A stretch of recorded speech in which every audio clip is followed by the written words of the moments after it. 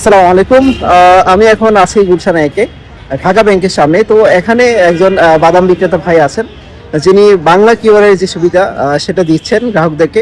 আমরা যদি এখানে দেখি, এই যে ভাই এখানে ঢাকা ব্যাংকের যে বাংলা কিউআরটা আছে সেটা অ্যাড করছেন, এবং বাংলা কিউআর ব্যবহার করে আপনারা জানেন বিকাশ থেকে শুরু করে যে কোনো এনপিএসবি বা এমএফএস থেকে পেমেন্ট করা যায়, পাশাপাশি ব্যাংক যে ব্যাংকের অ্যাপগুলো আছে সেগুলো থেকে আপনারা পেমেন্ট করতে পারবেন।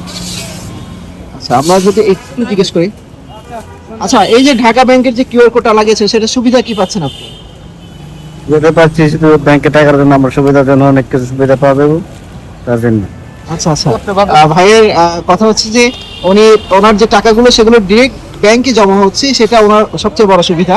দেখা যাচ্ছে যেহেতু ওনার ছোট একটা দোকান, খুচরা অনেক টাকা থাকে, সেগুলো আসলে জমা করা বা হচ্ছে অনেক সময় জমা করা যায় না, যার কারণে এই যে এই উদ্যোগ সেটা আসলেই ফলপ্রসূ হয়েছে। এবং ভবিষ্যতে যদি আমরা প্রত্যেকটা দোকানে যদি এমন কিউআর কোড অ্যাড করে দিতে পারি, সেক্ষেত্রে আমরা ক্যাশ নিয়ে চলাচল করা লাগবে না, বা ভাঙতির যে সমস্যা, এখন 10 টাকা 20 টাকা নোটগুলো আমরা দেখি একদমই খুবই খারাপ অবস্থায় থাকে, সেই ভাঙতির সমস্যাটা নিরসন করা যায়। আশা করছি সরকারের উদ্যোগে এমএফএস এবং হচ্ছে যে চার্জগুলো আছে, যে কিউআরে কিন্তু ক্যাশ আউটে একটা চার্জ থাকে, সেই চার্জটা মওকুফ করে একদম সর্বজনীন এই বাংলা কিউআর কোড সবার জন্য উন্মুক্ত করে দিবে। এবং যার ক্ষেত্রে সেক্ষেত্রে হচ্ছে আমাদের যে ভাঙতির যে সমস্যা বা মুদ্রাস্ফীতি যেটা, সেটা অনেকাংশে কমানো যাবে বলে আশা করছি।